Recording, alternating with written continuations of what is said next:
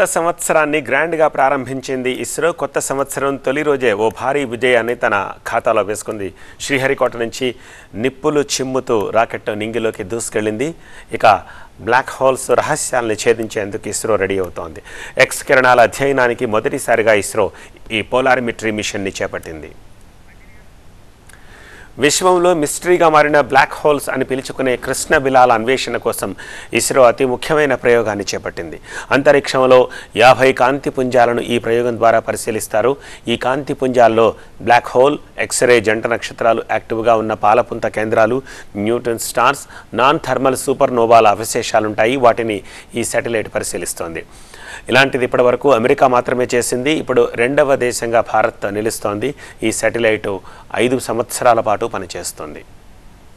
Black holes అనేవి డైరెక్ట్గా చూస్తే కనిపించవు. వాటి చుట్టూ ఉన్న కాంతిని బట్టి అవి బ్లాక్ హోల్స్ అని అర్థం చేసుకుంటారు. అయితే ఈ బ్లాక్ హోల్లో ఏముంటుంది?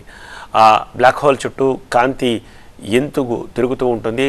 ఆ బ్లాక్ హోల్లో ఏ శక్తి కాంతిని కూడా తన వైపు లాక్కుంటుంది? ఇలా ఎన్నో ప్రశ్నలు ఉన్నాయి. వీటిపై ఇప్పటివరకు అమెరికా స్పేస్ ఏజెన్సీ నాసా కూడా ఆన్సర్లు కనుక్కోలేకపోయింది. అందుకే ఇస్రో ఆ దిశగా అడుగులు వేస్తోంది.